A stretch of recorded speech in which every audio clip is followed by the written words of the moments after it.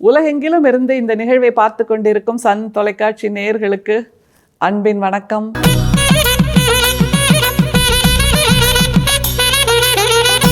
இது மார்கழி திருப்பாவை, ஆண்டாள் மாதம், திருப்பாவை மாதம், மார்கழி மாதம்.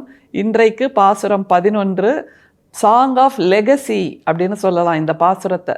ஏன்னா அந்த தோழி பெண் அவளுடைய வாழ்க்கையின் குடும்ப பெருமையை ஆண்டாள் சொல்றா.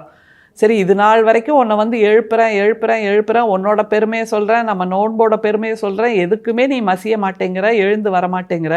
இப்போ உன்னோட குடும்ப பெருமையை சொல்லி எழுப்புறேன். இவ்வளவு மிகச்சிறப்பான குடும்பத்தில் பிறந்திருக்கிற நீ இன்னமும் தூங்கிட்டு இருக்கியா அப்படின்னு ஒரு கேள்வி கேட்டாலாவது சுருக்குன்னு எழுந்திருப்பாளா அந்த தோழி பெண் அப்படிங்கிற ஒரு நப்பாசை ஆண்டாளுக்கு இருக்கிறது. அதனால் அந்த சாங் ஆஃப் லெகசியை இந்த பாசுரத்தில் ஆண்டாள் கொடுக்கிறாள்.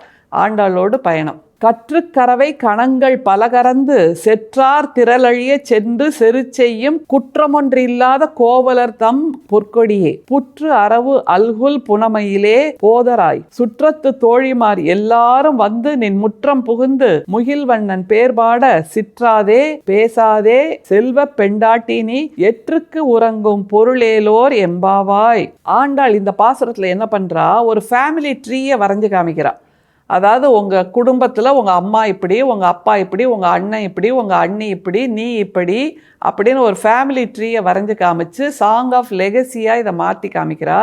அந்த ஆணிரை மேய்க்கின்ற அந்த குடும்பத்தார் எப்படி வாழ்கிறார்கள், எப்படிப்பட்ட சிறப்பை உடையவர்கள் அப்படின்னு 3 வரியில் அவள் முதல்ல சொல்கிறாள். முதல் வரியில் அவர்களுடைய செல்வச் செழிப்பை சொல்கிறாள், அடுத்த வரியில் அவர்களுடைய வீரச் செழிப்பை சொல்கிறாள், அடுத்த வரியில் அவர்களுடைய குணச்செழிப்பை சொல்கிறாள். எவ்வளவு நுணுக்கமான ஒரு பார்வை! இதுதான் ஆண்டாளை நாம் இன்னமும் கொண்டாடி கொண்டிருக்கிறோம், இனி வரும் காலத்திலும் கொண்டாடுவோம் என்பதற்கான சாட்சி.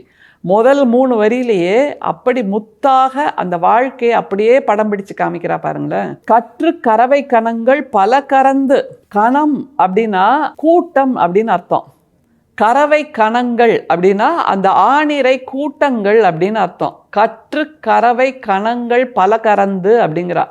அதாவது கன்றோடு இருக்கக்கூடிய அந்த எருமை கூட்டம், அந்த பசு கூட்டம், இவர்களுடைய பாலை கறந்து அதை கொண்டு தங்களுடைய வாழ்க்கையை செல்வச் செழிப்பாக மாற்றி இருக்கின்ற அந்த ஆயர்குடி மக்கள் அப்படிங்கிறது ஒரு அர்த்தம். இதில் கற்று கணங்கள் அப்படிங்கிற வார்த்தையோட அழகு நம்ம பார்க்கணும். ஏன்னா கணம் அப்படின்னாலே கூட்டம்னு தான் அர்த்தம். ஆனால் ஆண்டாள் கற்று கணங்கள் அப்படின்னா சொல்ல முடியாத அளவுக்கு பசு கூட்டம். உங்கள் தொழுவத்தில் எவ்வளோ மாடுங்க இருக்குது, ஒரு 10 மாடு வச்சுருக்கோங்க அப்படின்னு சொல்லலாம். ஆனால் இவங்க கிட்ட 100, 1000, 1000, 1000ஆய் அவ்வளவு ஆணிரை கூட்டம் இருக்கும். அதை கறந்து கறந்து கறந்து அவர்கள் வீட்டில் பாலும் வெண்ணையும் தயிருமாக ஓடிக்கொண்டிருக்கிறது. அதனால் செல்வச் செழிப்பாக இருக்கிறது. அப்படிப்பட்ட ஒரு லெகசி இந்த பெண்ணுக்கு இருக்கிறது. அடுத்தது பாருங்க, செற்றார் திரளழிய சென்று செரு செய்யும். அதில் என்ன முக்கியம் அப்படின்னா, மற்றவர்கள் எதிரிகள் இவர்கள் மீது போரிட்டு வந்தால் அவர்களை ஓட ஓட ஓட ஓட விரட்டுறாங்கன்னு சொல்லுவோம்ல, அந்த மாதிரி வெளியில் கொண்டு போய் ஊரை விட்டு நாட்டை விட்டு கொண்டு போய் வெளியில் விரட்டிட்டு வந்துடுவாங்களாம். அந்த அளவுக்கு யாருக்கும் அச்சப்படாத ஒரு திறம் வாய்ந்தவர்கள், வீரம் வாய்ந்தவர்கள் இந்த ஆணிரை மேய்ப்பவர்கள். அப்போ வீரத்தின் சிறப்பை சொல்லியாச்சு. அடுத்தது அவர்களுடைய குணத்தின் சிறப்பை சொல்றா பாருங்க. குற்றமொன்று இல்லாத கோவலர் தம் பொற்கொடியே. இந்த மக்கள் அந்த பசுக்களை போல், அந்த எருமைகளை போல் மென்மையானவர்கள். எருமை எங்கெங்க மென்மையா இருக்கும்னு கேட்டக்கூடாது. அந்த ஆயர்குடியில் இருக்கக்கூடிய அந்த இயல்பான பசுக்களும் எருமைகளும் மற்றவர்கள் தங்களை துன்புறுத்தினால்தான் அவர்கள் சீறி எழுவார்களே தவிர இயல்பில் அவர்கள் நல்லவர்கள் தானே. பசுக்களோ எருமைகளோ நாம் போய் அவங்கள ஒரு குச்சியால் குத்தினா அது சீரும், அது வரைக்கும் அது இயல்பாகத்தானே இருக்கும். அதனால் தன் மீது தன் படையெடுத்து வந்தால் இவர்கள் அங்கே விரட்டி செல்வார்களே தவிர, அல்லது மற்றவர்கள் மீது இவர்கள் குற்றமும் காண மாட்டார்கள். எல்லோரிடமும் நன்மையைத்தான் பார்ப்பார்கள், எல்லோருக்கும் நல்லவர்களாகத்தான் இருப்பார்கள். அந்த பாலின் தூய்மை, தயிரின் தூய்மை, வெண்ணையின் தூய்மையை போல் இவர்கள் இருப்பார்கள் என்று சொல்கிறார். அப்படிப்பட்ட குடும்பத்தில் இருந்து வந்த பொற்கொடியே அப்படின்னு இவ்வளோ நீள ஒரு முன்னுரை, அவ்வளோ பெரிய இன்ட்ரொடக்ஷன் ஃபேமிலி ட்ரீக்கு கொடுத்தாச்சு. சரி, அதன் மூலமாக ஆண்டாள் என்ன சொல்ல வர்றாங்கிறத பாருங்க. புற்றரவு அல்குல் புனமையிலே போதராய் புற்றரவு அல்குல் புனமையிலே அப்படின்னா நாகப்பாம்போட விஷம் மிக கொடியது, ஆனால் அது மிக அழகானது இல்லை. அந்த மாதிரி ஒரு தோற்றம் முகத்தில் விரிந்தும் அதற்கு பின்பு உடல் பகுதியும் வால் பகுதியும் மெலிந்திருப்பதை போல் ஒரு மிக அழகான நளினமான மயிலே அப்படின்னு சொல்றா. இப்படிப்பட்ட அழகோடு இருக்கக்கூடிய நீ அப்படின்னு சொல்லி என்ன ஆரம்பிக்கிறா பாருங்க. சுற்றத்து தோழிமார் எல்லாரும் வந்து நின் முற்றம் புகுந்து முகில்வண்ணன் பேர்பாட சிற்றாதே பேசாதே செல்வ பெண்டாட்டி. உன்னோட தோழிமார் எல்லாம் உன் வீட்டு வாசல்ல வந்து நின்று நம்முடைய இறைவனின் பேரை, மணிவண்ணனின் பேரை, கேசவனின் பேரை சொல்லி கொண்டாடி கொண்டிருக்கிறோம். நீ சிற்றாதே பேசாதே அப்படின்னா நீ நகர்ந்தும் வரமாட்டேங்கிற, பேசவும் மாட்டேங்கிற, அப்படியே இடிச்ச புலி மாதிரி உட்கார்ந்துட்டு இருக்க, ஒரு மூட்டையை மாதிரி தூங்கிட்டு இருக்க அப்படின்ட்டு கொஞ்சம் கடினமான வார்த்தைகளை சொல்கிறார்.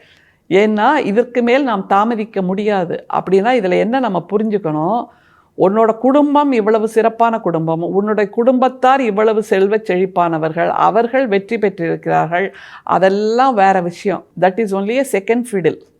உனக்கென்று பெருமை இருக்கிறதா, உனக்கென்று லட்சியம் இருக்கிறதா, உனக்கென்று புகழ் இருக்கிறதா, உனக்கென்று அடையாளம் இருக்கிறதா, உன் பேரை சொன்னால் இந்த செயலை செய்தவங்கல்ல அவங்க அப்படின்னு சொல்லக்கூடிய அளவுக்கு உனக்கான ஒரு ஐடென்டிட்டி இருக்கா? உன்னோட ஐடி கார்டு என்னன்னு கேட்டால் என்னுடைய குடும்பம், என்னுடைய அண்ணன் இப்படி, என்னுடைய அப்பா இப்படின்னு சொல்வது உன்னுடைய பெருமை ஆகாது. உன்னுடைய பெருமை என்பது உன்னுடைய சொந்த மூச்சு என்பதை போல் நீ எதையாவது சாதிக்க வேண்டும். அதற்காக நீ எழுந்திரு என்று வாழ்வியலின் லட்சியத்தையும் வாழ்வியலின் இலக்கையும் கூடுதலாக ஆண்டாள் சொல்லி தருகிறார். எனவே இறைப்பாடலாக மட்டுமே ஆண்டாளை பார்த்து கொண்டிருப்பது இந்த மார்கழி திருப்பாவையின் நோக்கம் அல்ல.